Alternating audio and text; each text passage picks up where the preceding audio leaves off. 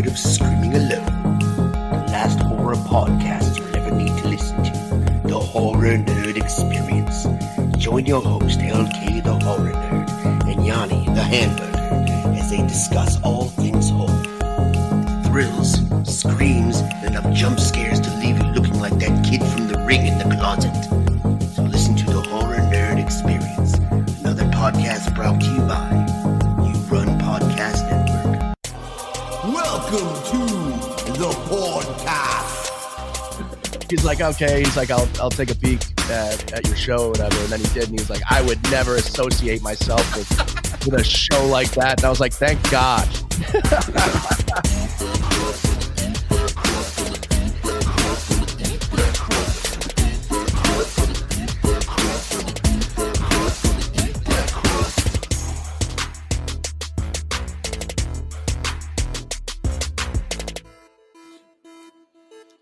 What up, everybody? Welcome to the You Gonna Eat That Crust podcast. I'm your host with the most on the ones and twos. You know they call me Shed Lasso. You know they call me Shed Dancing. You know they call me Fatback Supreme. It's your boy, Ryan Wilson. And with me tonight, the mustard smuggler himself, the razor blade, ladies and gentlemen, Seamus Rogers. Seamus, what's good, baby? What up, guys? Happy to be here on this Sunday afternoon. Also with us tonight, ladies and gentlemen, follically challenged himself, the sweatpants overlord. It's Greg Hoey. Greg, hi. Hey, what up? How you guys doing? You know, Greg came to you a while ago, and he's like, Ryan, you could have one guest. Who do you think it should be? And I said, well, Greg, you know, if we're going to do this, I want to do it right. So I want the Ploof. The whole Ploof, and nothing but the Ploof. Ladies and gentlemen, from Death and Entertainment, it's your boy, Kyle Ploof. Kyle, thank you for coming on. Oh, my God. Thank you so much for having me. I was a little nervous because I didn't have like a good nickname. That you guys had all the good ones. And you came up with one for me, so I appreciate it. Stu's been doing Ploof puns all week. The Ploof is in the pudding. That's right. That used to be my old podcast name. Oh, fantastic. Nice. All right, first question. I just want to get this off my chest real quick. Ben Affleck, hometown hero or kind of a douchebag? Kyle, go. Oh, boy. Well, I don't know. I mean, I feel like he could have been looked at as a douchebag, but now that I see like he's kind of like a broken man and drinking all the time and smoking cigarettes and all stressed out, I'm going to say he went from douchebag to hometown hero. Also, you know, after he didn't buy his son like those $400 Jordans, I can appreciate that. Oh, hell He's yeah. like, you got to work for that. And then the kid lost interest. Hey, it's not his fault. All right, so let's kick this off. You know, Greg, why don't we start right with you, big dog? Yeah, so I know you're into stand-up comedy. I'm not sure how long you've been doing it, but what got you into stand-up comedy? I was in college at the time. I'm not sure everybody else's ages here, but I am 38 years old. I started stand up in 2006, and I was just going around Boston, you know, as a younger kid, drinking underage and going to different places, and you know, comedy clubs and open mics were happening all over the town in Boston. So it was just something I was always interested in, and then was just like, you know what, I'm better than half these friggin' guys, and got up there and then bombed my ass off and realized I wasn't, and I had to work at it for a while. So, yeah, it was a good town to grow up in because, like you guys know, I mean, there's so many amazing comedians from Boston, and it was just very cool to be a part of that scene. Oh man, I hear so much about the bombing. Like every comic just bombs and falls in their face. Every time I went to California in 2020, and I was going to try stand-up comedy because I do the band and stuff, and like I was out doing open mics and watching people, and I was like, oh, I can fucking do this. And then COVID kind of took over, and I never got to do it. Well, that's good. At least you have that excuse. Yeah, I'll fall on my face one day.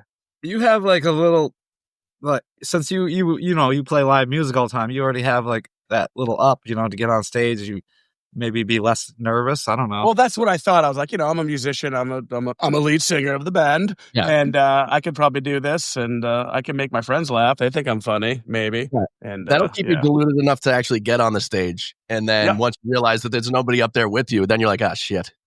Yeah. I mean, sometimes like when I'm trying to kill time on the mic during the band performances, it's like awkward. So I was like, yeah, I don't know what the fuck I was thinking.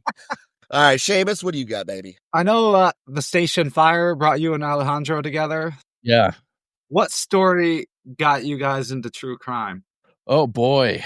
I don't know necessarily true crime, but like we both were very interested in very like macabre stuff. Like way back when the internet first, this sounds insane to say, but like when the internet was first coming up and we were still on dial up and all that stuff, back when we were in like 5th, 6th grade, we were looking at like rotten.com. Oh, yeah. Yeah. And just looking at autopsy photos, seeing like Tupac Shakur and Marilyn Monroe and JFK with his head blown off. And Oh, man. so I was like, yeah, I was like a middle schooler, elementary schooler looking at this stuff. And then it just kind of never went away. Can you imagine what kids nowadays are exposed to? You know, Oh my their tablets and phones at like 5 years old. It's insane. You have a young child, right? I do, yeah. Hopefully you keep 11 them months away from old. that media. Yeah, exactly. He's already super into true crime. Yeah. I think people got like scared. I don't know if you guys know what the Elsa Gate thing is. I'm not familiar now. Yeah, not familiar. On YouTube, there was like from like 2015 for a few years, there was this whole thing called Elsa Gate because there would be like knockoff Disney cartoons and like Marvel cartoons. And the first like 8 minutes would be super normal. And then all of a sudden, Elsa would get naked and then Spider-Man would come in and cut her head off and like scare the shit out of kids. So once the parents walked away after a couple minutes of like monitoring it. Like, oh, this is good. The little Johnny will be fine. And then all of a sudden, Oh, that's awful. Like what kind of monsters would do that? people want a pig cut his whole like family's head off. You know, Popeye is showing his dick. It's like as big as his forearm. Yeah, exactly. Oh, fantastic. So Death and Entertainment wasn't your first podcast, then. What other background do you have in podcasting? I was a guest on a lot of podcasts in New York. A lot of my friends, were running podcasts out of Stand Up New York. So I was a frequent guest, but yeah, I had my own. It was called The Ploof is in the Pudding, and literally did like comedy interviews with like all my favorite comedians back in the day. Is that still out there? I'm sure there's still. I'm sure I have like the old audio clips and all the files, but I'm not sure if you could still find it out there. It'd be interesting if someone could find it. Oh, it's like not on Spotify then or Apple Pod or anything like that. No, it's not. No. Okay. We prefer to like lose our early episodes. I'm not too mad at it that if people can't find it, that's fine with me. All right, Greg, what you got? Yeah, so I became a fan of the podcast. I believe it was the Aaron Carter episode when cool. Ben first debuted. Yeah. And of course, I went back and dug deep and listened to all the episodes. What are the chances of getting a Mark guest spot in the future? Is that pretty much no? No, we've talked about it. It's just a matter of him having the time to do it. People think that we got into like this huge fight or something. That's why he left. But it literally was just he had other opportunities that he wanted to, try to take on, which is completely fine. And we're still friends. We see each other all the time.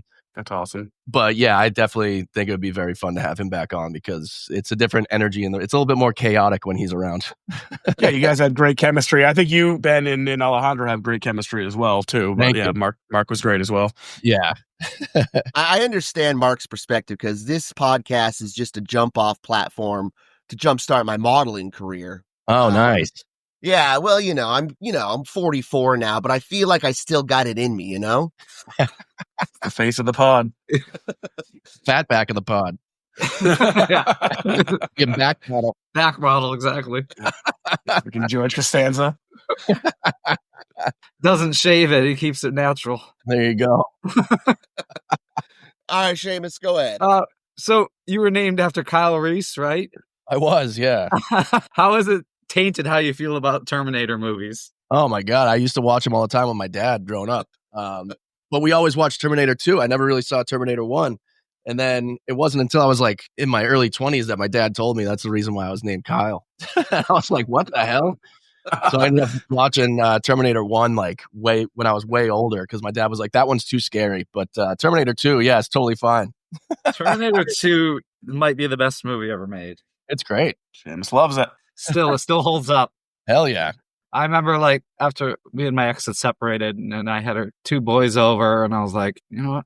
I don't give a shit anymore. I'm going to let these kids watch Terminator 2. They were like, that movie was awesome. I peel his arm off. All right, Kyle, look, obviously, I know that, death is the name of the game for you guys. So what celebrity death are you the most excited for? Excited for? Oh, my. The future now? Wow.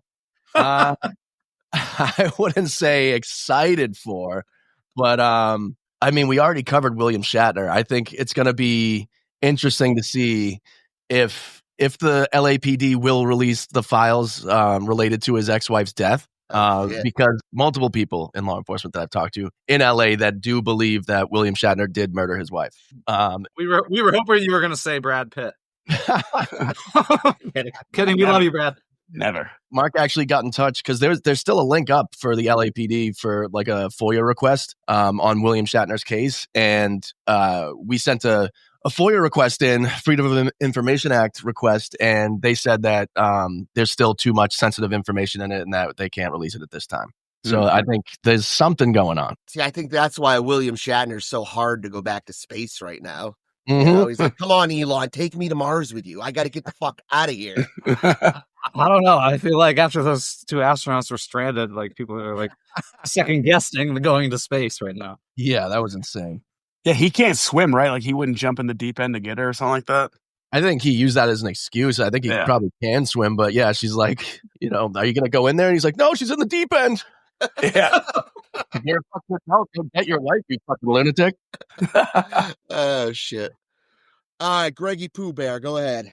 Yeah, so out of all the episodes, what episode are you most proud of? I know, like, the Delphi, Indiana one, you did some pretty hardcore research and walked those trails, which was creepy as fuck. Yeah, I did. I still haven't put together the video I want to put together of that. I literally, went through the trails, and that probably is the most, like, hardcore, thing we've ever done is, like, me literally walking down the same, because it is so crazy. The actual place where the murders took place is like over a mile in the woods, and walking that by yourself, and there was no one else around, just like looking around like who the hell could be staring at me right now. Right. Are you guys familiar with the case? I'm not. Okay. I am, yeah. So there was this guy, Ron Logan, who they say he admitted to doing it. He lied about being in the area when the girls were killed. He actually was home. And they died on his property, and he said, I'm going to tell my cousin to tell the police that he took me to a tropical fish store like 45 minutes away. Super weird. That's a great alibi. Yeah. He ended up dying, so I ended up looking up his address. You own any fish, sir? Do you even have an aquarium? Yeah, exactly. No, but I was thinking about getting new pets. I went to his house and drove past and like filmed the house as I'm driving past. And there's like a little cul-de-sac there. So I turn around, and as I'm driving back, you could see in the driveway, there was a black SUV. And then when I go down the street, turn around and drive past it again, the SUV's gone. And then I look behind me, and the SUV's behind me, following me all through town. Shit. Oh my God. Scary. Dude, it was so scary. And I just kept driving and didn't know where the hell I was going. Ended up going on a main street, taking a left. And it just so happened that the police station was right there on the left. And I was like, I've never been happy to see the police, but this is the one thing. And then like the next day you missed it, but he was like filming the front of your house. Like probably. Yeah, that was like the Snapchat murders. These two girls were like going across that bridge sounded sketchy as fuck. Cause like once you started down the bridge, you basically were fucked. Yeah. You couldn't, like turn around and defend yourself. Dude, I don't know how more people don't fall off that bridge. It's so high and so rickety. They have since the first quarter of it, they've since, made it so it's like actually walkable, and it has a fence that you can't get past a certain point now. But yeah, that shit is very spooky. The bridge they built for Beetlejuice is more stable than Seamus, go ahead, big guy. Kyle, worst fake Boston accent in film or television? Oh my God. Mark Wahlberg is bad at it. And it's crazy because he's from there. Isn't he from? Right. Like Alec Baldwin and everybody else that was in The Departed, like we're way better. People who aren't even from there. And if you listen to the pod, I didn't even like Alec Baldwin. But I give him props on that. I don't know, man. There was, speaking of Alec Baldwin, 30 Rock, Julia Moore was on that show with a fake Boston accent. And it really made those fucking episodes hard to watch because it was so goddamn bad. Oh, yeah. There was one that I saw. I didn't really watch that show, but there was one where Tracy Morgan is dressed as a patriot or something. Yeah, it sounds about right. Yeah, that one was really funny. And then it was like Boston versus New York in New York. I'm sure you can find some in Mystic River as well, too. Yeah. Is that my daughter in there? That's another bad one. Sean Penn. Yeah. So I heard a fucking seedy rumor that you had some sort of past with hip hop. Care to expand? Seedy, yeah. Yeah, no, we had this YouTube channel called Any Hip Hop, Northeast Hip Hop, and we went to concerts and literally just my buddy used to work for NBC News in Boston, so he had a Rolodex of everybody's agency contact or management contact. So anytime an artist came into town, we were able to get an interview with them pretty much every single time. That's sick. Wow. I mean, got to meet The Game, got to meet MGK, got to meet all the guys from Wu-Tang. Damn. Sick. Yeah, it was awesome. All the interviews are still up. It's the letter N, the letter E, and hip hop. NE hip hop. All right. Awesome. I'll definitely check that out. Yeah. The MGK one ended really weird, and I feel bad for Megan Fox because I guess people can go watch it, but essentially I was like, what's the weirdest thought you've had this week? Because that's how we were like ending some interviews. And he went into way too much detail where I feel like he should have just lied. Well, that's what he really thought, which was he said he's been like dreaming about shoving a water bottle up a girl's butt and shoving the water in there and then telling her to release the water and let it spray all over his face. Oh, full disclosure. I mean, it's all keep to yourself. Poor Megan Fox. Right? What was he wearing? Yeah. A necklace of toe thumbs. Oh, man. Yeah, I can believe that. All right. Greg, what do you got? All right. So Boston has bred some of the best comedians, in my opinion, like Bill Burr, Pete Holmes, Conan O'Brien. What makes comedians from Boston stand out, you think? Yeah, the accent, and even if I got rid of my accent pretty early on because I used to hear my voice and I was like, oh my God, it's terrible. So I kind of killed my accent over time, but I think it's just people from Boston, they are nice, but they're not kind. And I don't know if you guys have ever heard this analogy before, but like people think people from Boston are rude, but we're not. Like if you have a flat tire, you're like, oh shit, dude, I'm on the side of the highway. I'll show up and be like, oh, you fucking idiot, and I'll help you fix it. I'm not being nice, but I'm being kind. Yeah. We're always just in that mode of giving each other shit all the time. And I feel like a lot of places aren't like that and people get upset very easily. So I feel like it's just the perfect breeding ground for the type of, art that stand-up comedy is. Absolutely. I feel like most people from New England kind of have that fucking bitter, cynical, like it's always fucking cold and summer only lasts 2 months and we kind of hate everything. And even summer sucks too because it's like way too hot and way too muggy. Oh, yeah. It's like it's just raining. Yeah. It's fucking shitty out today. It's raining. Right. This weekend, all rain. So what are some of the common threads or patterns you've noticed in the deaths you've covered? Like what is the most prevalent? I mean, when it comes to just deaths, a lot of the time it's drugs and bad decisions with like certain things like the William Shatner and Robert Blake ones. It's like, dude, they just tried everything they could to get away with it.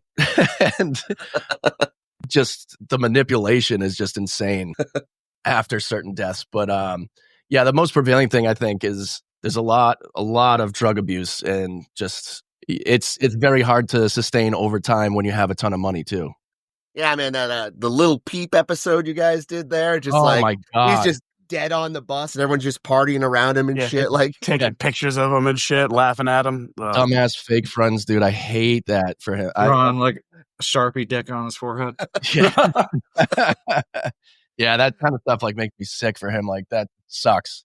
It sucks because, like drugs and like suicide is just the worst because it's so avoidable. And yeah, it really is. But it's very hard. I mean, the entertainment industry has a way of grinding on you too. So even when you're doing well, you feel like you're not. And it's it's a mind fuck. It is very interesting to analyze the careers and lives of people who have lived through certain things. And, when you see the bad outcomes, how things can go that way. That's definitely interesting to see. What's a good example of death in entertainment that you felt was overlooked or misunderstood, or people don't have the full story? I feel like people think that we have the wrong story on Anne Heche, because people really do believe that she was working on like a sex trafficking documentary and she was killed by the Illuminati because she was working with Chester Bennington and Anthony Bourdain and people who don't even work on movies to make a movie.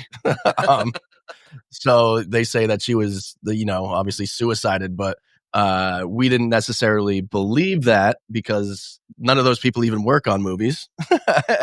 And it became a rumor because she did do a Lifetime feature film before she died about a girl who was trafficked. But that was the last movie she was ever in. That doesn't mean that she was working on a documentary that was going to expose Jeffrey Epstein and all that crap. Yeah, that Anthony Bourdain episode, really, the end of his life, like hearing you guys recount all that really fucked me up, man. Like, dude, Asia Argento sucks. Yeah, dude, I had a ton of respect for that guy. Just hearing the way he went out, I was like, damn. Yep, it's very brutal. It's another thing, like, when you're too in love with somebody who's toxic and not good, then bad shit can happen too. Blind to the red flags that are fucking everywhere around you. Yeah. Yeah, that Anne Heche shit was wild as well, too. I didn't realize how fucked up her childhood was. Oh, it's brutal. Yeah. And it does suck because we were laughing about her like having that alien language and stuff. And it is funny, but when it comes down to it, it's really just sad and traumatic that she felt the need that she had to come up with this different world to live in. Yeah, her fucking upbringing was rough. Jeez. Yep. So outside of podcast, Kyle, what are other projects or interests you're passionate about? Oh, really not much. No, I love stand-up. I've just been doing, podcasting for the last year, not really doing much stand-up anymore because I have my son. But, I want to get back out there and go on the road. I was, working the road for a very long time. And traveling was one of the coolest things I've been able to do in my life through stand-up. And that is probably, one of my favorite things to do is when going to a new city and meeting the kind of people, the dispositions that a certain city has. I love that. I love going to new places and trying new things. Absolutely. Do you find it's easier doing it like in a new place? Like with the bombing thing, like I was told, like you never want to do stand-up comedy in front of your friends or like a room full of people you know. You want to kind of go somewhere where nobody knows you. Yeah. I mean, that's definitely an important thing, but you could also just be going into a city where they don't appreciate your type of humor at all. Yeah, for sure. And if you're ready for it, you just get smacked in the mouth with everyone just staring at you. Which happened to me in Columbus, Ohio. I can see that. I would just, pay like a bunch of homeless guys like $5 to come in and clap and laugh for me. There's plenty of them in LA. Yeah. Just pay a whole tent city. There you go. Yeah, when I was in Culver City, like we living by like a First and Final or a Smart and Final. It was like some kind of like I forgot what store that was, but there was nobody there. And then within like a month, there was like a whole tent city that just popped up everywhere. I gave a bunch of Girl Scout cookies. You did? Yeah, because my girlfriend at the time was like, we couldn't afford the internet, we couldn't afford furniture, but we sure could afford Girl Scout cookies. This is before we knew what they were made out of. Are you saying they're made out of the homeless? One way to clean up the city. No, just kidding. Look, guys, I am a dad to 5 children. And I want to let you know that my daughter just sold fucking 71 boxes of Girl Scout cookies. What's up? Damn. Where's my Girl Scout cookies? I because her dad works at a restaurant. I just fucking hit up all the drunk people. There you go. We're gonna call her Kevorkian. Now that we know what's in those. Why? What's in them? Am I missing something? You didn't see like the stories released, like all kinds of just bad shit for you. Especially Thin Mints are like the worst, I suppose. Those are my favorite. Yeah. Thin Mints are so good. Why couldn't it be those fucking coconut motherfuckers? Those are good too. Those are good too. Those are the 2 best ones. Yeah, the bullshit with the strawberry jelly in the middle. I don't care for those.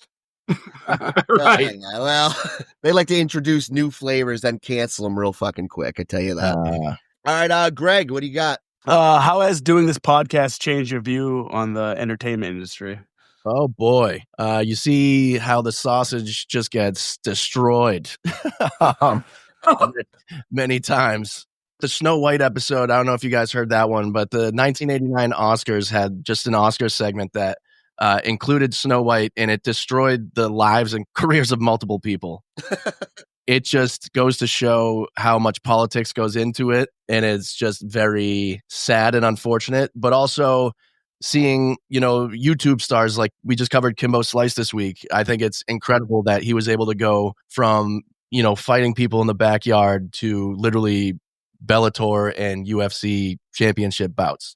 So it also shows you that you can do it. You can make it as long as you just put out good stuff, and people seem to enjoy it. Yeah, that lady, I forgot who the one who played Snow White for the awards. Rachel Zellweger? No, that's... No. I hear the new Snow White is ruining careers too. Yeah. Eileen Bowman. Yes, yeah. It's like her, like she's still doing like plays and stuff. Yeah, she's doing like regional theater in San Diego, and she's only had like 8 acting credits since 1989 because of that. It's just so ridiculous. Yeah, she was just doing her job as well too. Yeah, and she nailed it. She did exactly what she was supposed to do. Just like super campy, like make it funny, and she nailed it. And people still got mad. That's the other thing. Don't ever fuck with Disney. If you want to have a career, especially back then, because they did everything they could to destroy her and the guy Alan Carr, who was the producer of the entire segment, and he ended up dying because of it. Pretty much, he was at the top of his game. He had produced so many things, and Grease being one of them. And then they didn't even pay him to do that segment. He paid for it himself, and they still were like, "We hate you so much." People were like diving over chairs to get out of the way if he walked into a restaurant they were in LA. And like people who were he thought were good friends of his, and then he just kept drinking and doing drugs because he was so depressed about it and ended up dying. It's so brutal. Yeah, it's like the Super Bowl halftime show. You have to like pay for it yourself. But they did eventually change that, right? Where now they're actually paying these people to produce it. They are, the Oscars, but not the Super Bowl. Yeah, I know you got to put. Yeah, exactly, which is insane. Super Bowl still like, oh, you'll do it for exposure. Yeah, that's weird. It's the best thing to get paid, and everybody knows that. Yeah. All right, so Kyle, what are some challenges you face in producing a podcast that deals with such a sensitive content matter? Like, have you ever had a friend or a family member like reach out to you guys or target you guys or whatever? I think early on, people, when nobody really knows you and people are just kind of like stumbling upon your stuff, they get really mad and don't understand why you're laughing when you're talking about people dying. But I think it's just, you find your audience eventually, and we've carved out a little bit of a piece of a pie here. But just early on, it was just very odd, the amount of people who really did not like us and gave us horrible reviews, and just would say the meanest things possible because they thought we were being mean. Ever from anybody from like related to the content? Like, we've actually had a number of relatives of people we've covered, and not one of them has said we were over the top or anything. They actually said thank you for covering the story. We covered the Family Feud. Ray Combs, was it? Yes. Yeah, Ray Combs and his son, Ray Combs Jr., reached out to us and was like, dude, thank you so much for covering, and actually gave us more details about stuff that nobody really knows about. Also, the son of Charles Rocket, Zane Clavery. Charles Rocket was, one of the bad guys in Dumb and Dumber. He was on SNL. He got fired from SNL for saying fuck on air during a sketch, and then fired for that. Yeah, it was like the Who Shot JR. I had to get fired the first episode. Yeah, he got fired, and then they like cleared house and got rid of a bunch of people, and he was like super depressed about it. Yeah, it was crazy, but he reached out and said we did a great job too. And his death was especially brutal. He ended up cutting both sides of his neck with 2 different knives. Oh, that's right. Yeah, he was found in the driveway. So, something as traumatic as that, when their son reaches out and says, good job, thank you. I don't give a shit what anybody else says after that. Yeah, right. Wasn't there like a producer's son or like a director's son that was kind of giving you guys shit and that you guys went back and forth like texting? I think I could have sworn I remembered. Oh, that was not a producer's son. There was one, the guy, John Mark Carr, who admitted to killing JonBenet Ramsey. I had a back and forth with. Oh, shit. Okay. Hasn't there been a couple people that have like tried to take credit for that? For the John Mark Carr thing? No, for the JonBenet Ramsey. Oh, yeah. Yeah, he was the first one, though. They actually extradited him from like the Philippines or Thailand, wherever he was, sex tourism doing. Yeah, I can't imagine someone who killed a little girl would go to Thailand or the Philippines. That's absurd. Exactly. But yeah, he ended up saying, we texted him because he has a website and his number's still up there. You guys want to send him a message, but He's our next guest slot. Yeah. Here he is right now. That would be great. Yeah. He's like, okay. He's like, I'll take a peek at your show or whatever. And then he did. And he was like, I would never associate myself with a show like that. And I was like, thank God.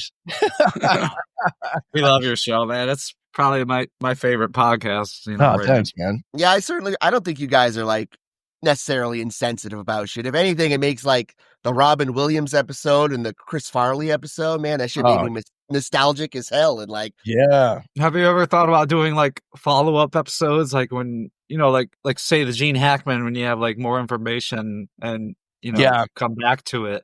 That was the original plan. And if you go way back in our catalog, you'll see a couple of them. They're called postmortems, and they were going to be like the little follow-up minisodes. And we kind of lost track of that. And I do want to get back to it because there are so many updates that we can cover. But then also Ben was saying that we can always just do a bunch of different updates for Death and Entertainment through his show, Okay Bud, which I'm also a part of. Yeah. So I love you guys and Jerry. Jerry's great. Ben, oh, thank you. Yeah. Ben brings value to any podcast he's on. He's just so good. He does. He's amazing. Intelligent. Yeah. Yep. He is one of the best.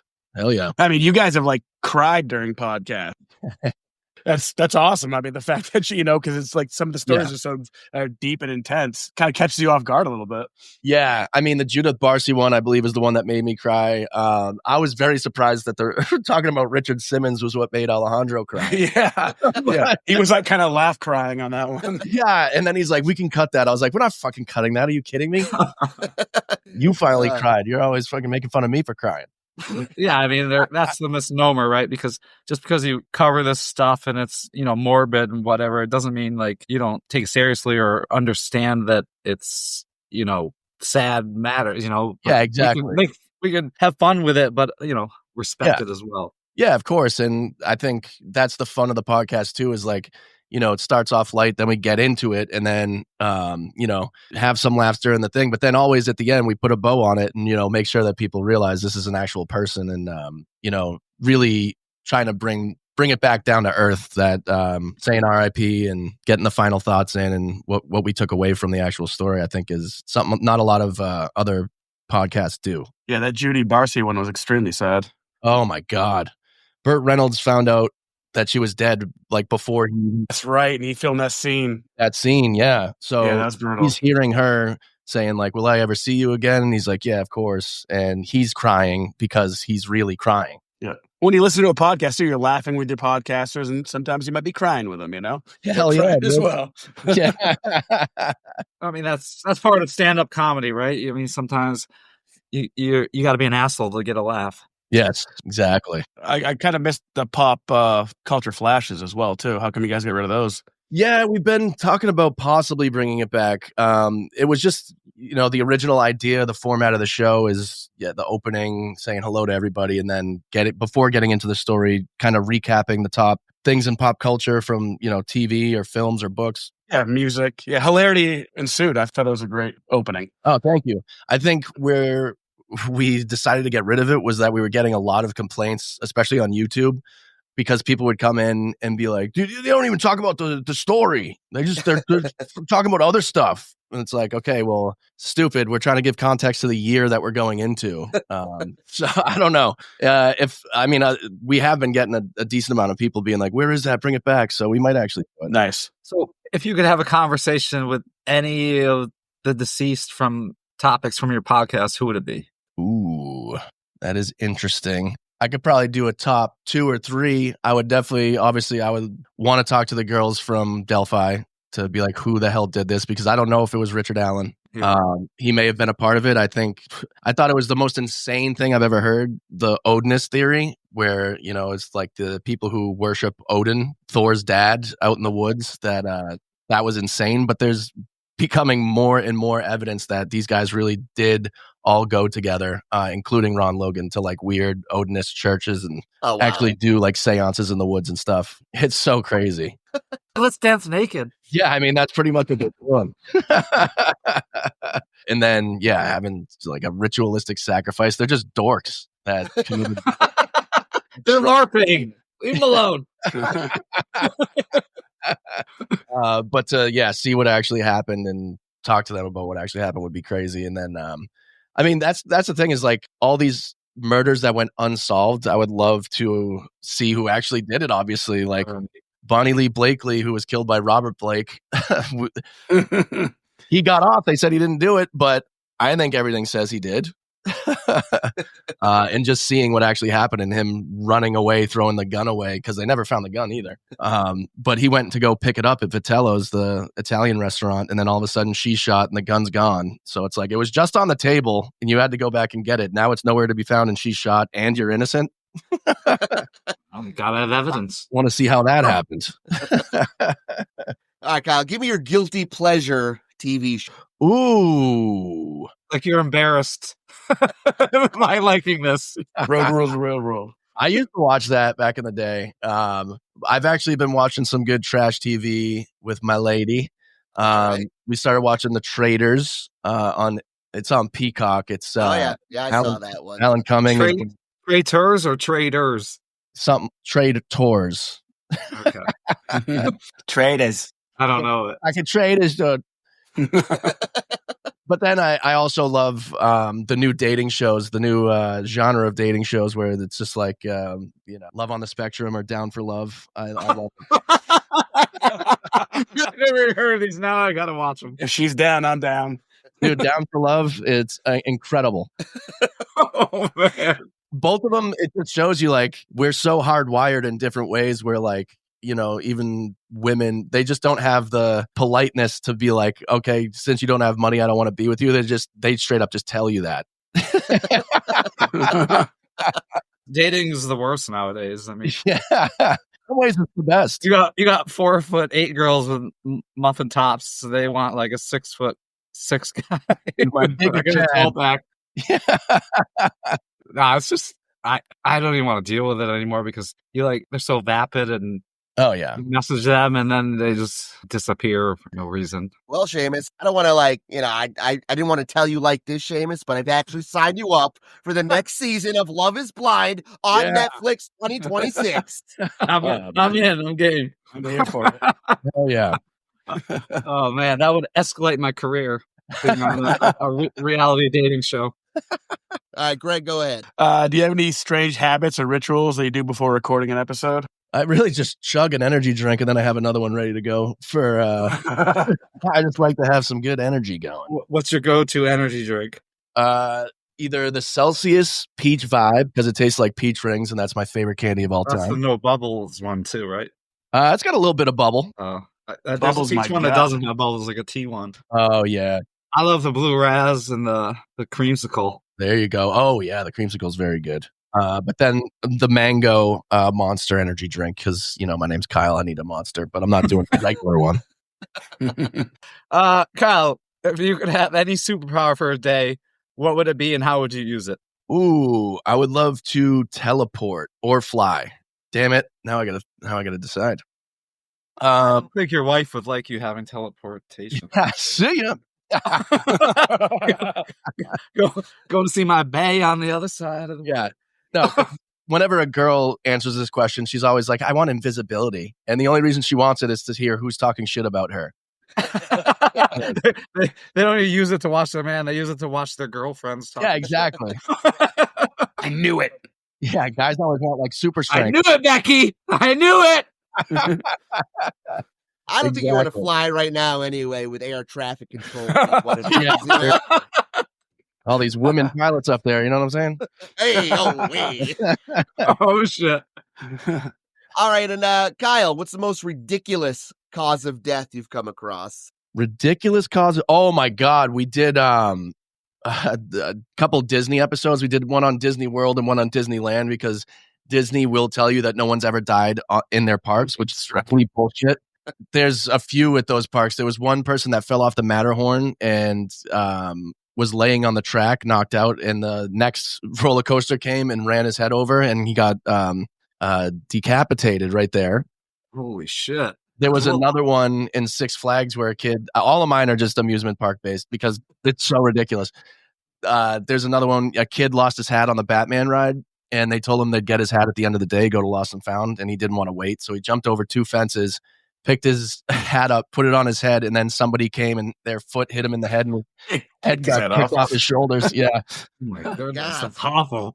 And then there was another one where a guy was like smoking a cigarette sitting on the edge of the parking structure at Disney World, and a bunch of bees came out of their hive because the smoke was there and started stinging him, and he fell off. And that to me is the most cartoonish shit I've ever fucking heard in my life.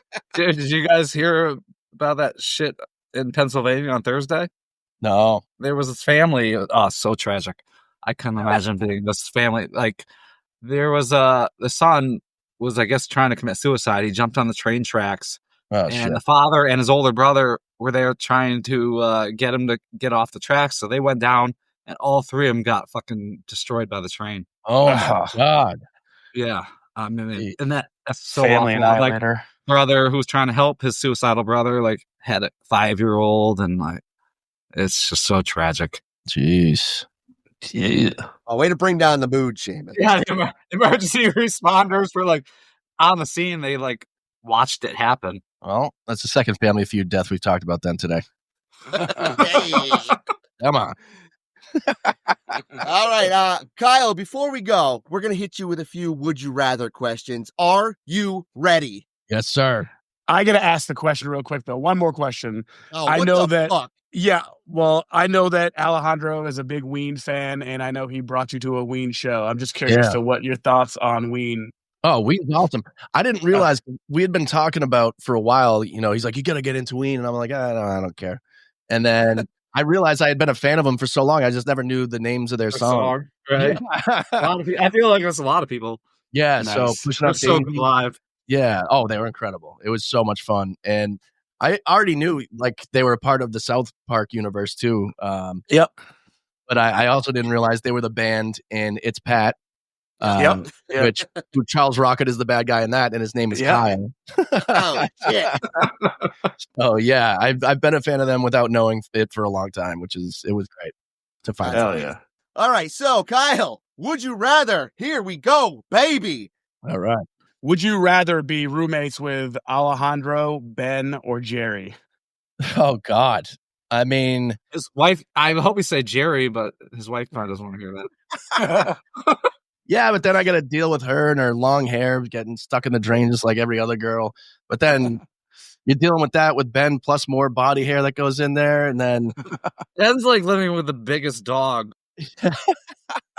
His dogs are always tiny. yeah, exactly. Yeah, it makes them He's look not. smaller. Yeah. I will say, I'll say Alejandro. That's Nice. beautiful, man. Because we always talk, and it'd be like just doing the podcast all the time. Anyway. Romantic. Yes, exactly. Would you rather be trapped in a romantic comedy with Nicolas Cage or a horror movie with Betty White? Oh man, both of those sound amazing. I would go romantic comedy with Nicolas Cage because he's just completely unhinged.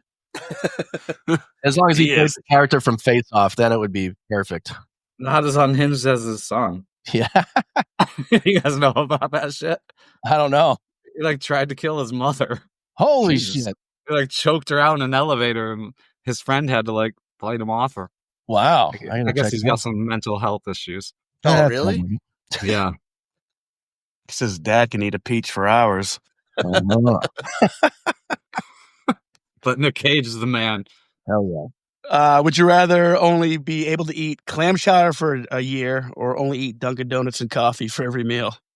Oh, I mean, I've already pretty much lived off of Dunkin' Donuts my whole life, so send that. I hate, everyone's like, oh, you're from Boston, you must love clam chowder.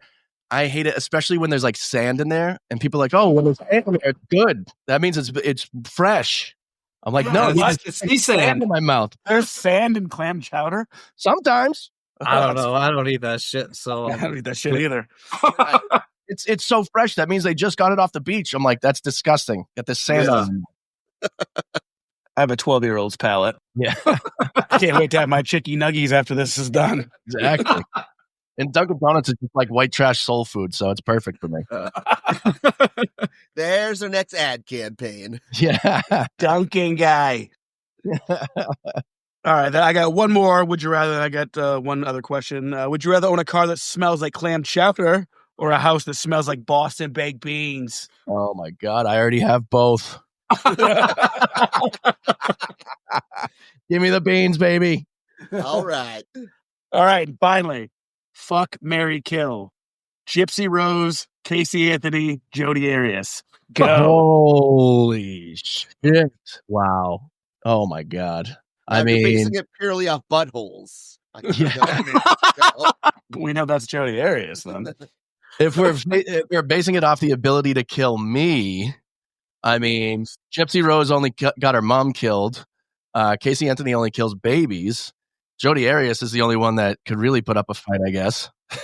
Casey Anthony kills babies just to hang out with you more. Yeah, that's true. Yeah, she loves me so much she wants the kid to die.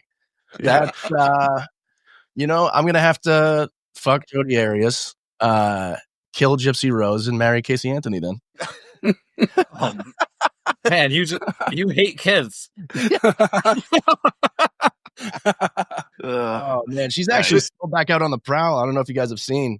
But, she just broke up an entire family. Well, Casey Anthony. Oh shit! Well, yeah, she found this guy who was married with kids, and he started cheating on his wife and kids with Casey Anthony, and then broke up the whole family. And then she left him after he left his family. She's trying to be an influencer now too, right? Like an influencer. Yeah, she's an activist now. Yes, that's right. Yeah, and she filmed everything in her car, which is exactly where she killed her kid and hid them for a while. It's a weird choice. Hey, Casey, can we fuck in your car? Only in the trunk. Yeah, it's so weird to me, like the people that message like murderers in jail and shit and want to marry them. Yeah. Yeah, we're learning through the podcast, too, that you can find anybody's address in prison and send them a letter. Oh, damn. Not that we're sending them to Casey Anthony, but we've looked up like Suge Knight and stuff to talk to them about different things. And we talked to Joe Exotic on the podcast, too. Yeah, I gotta really find someone that deserves to die so I can murder them and find a wife. That Yolanda chick just had her parole hearing, right? They didn't even give her the hearing. They preemptively denied it without giving her a hearing, which I thought was even better. Yeah. Because she was like, I'm waiting until the 30th. I'm going to have my hearing. And then on the 27th, they were like, no, hearings canceled. Yeah. Rot in prison. Yeah, exactly. All right, Kyle. Well, we want to thank you for coming on. You've been fucking amazing. This is thank you guys. It's an honor for us. We run with the You Run Podcast Network. We want to thank everyone for listening. You're all beautiful, beautiful people. Yes. Thank you, guys. Yeah, appreciate you listening. Thanks, Kyle. Thanks for coming on. It's been a pleasure. Yeah, if anybody wants to listen to our podcast, Death and Entertainment or OK Bud, they're both, up there and ready for consumption. Yeah, highly recommended. Are you preparing a Val Kilmer episode? I think you'll be pleasantly surprised if that's what you want to hear. But Absolutely. So for our age, Val Kilmer had so many iconic roles. He may not be the Daniel Day-Lewis of acting, but like just so many roles that we grew up watching of his. Batman films. Forever Alone. I mean, his documentary is pretty heartbreaking. It's definitely worth the watch, though. I still haven't seen it, and Jerry actually just was talking about on OK Bud the other day that she was hanging out with Val Kilmer. No shit. While he was creating that that documentary, and she still hasn't seen it, so she doesn't know if she's in it. But there was one point where he has like the colostomy bag going into his stomach or whatever, and he took a syringe out and stole some of her rum daiquiri and shoved it into his belly button.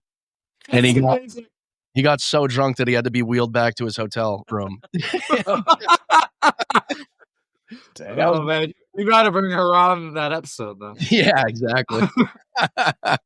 All right, Kyle, we end every show by saying, in Crust, we trust. Mm-hmm. So if you could just join us in that. Yes. That would be an honor. So here we go. Ladies and gentlemen, I want to thank you all for listening. Check us out wherever the fuck. And Kyle, with us now in Crust, we trust. Eat that crust. This ends our podcast. Whenever a girl answers this question, she's always like, I want invisibility. And the only reason she wants it is to hear who's talking shit about her. You're dealing with that with Ben plus more body hair that goes in there, and then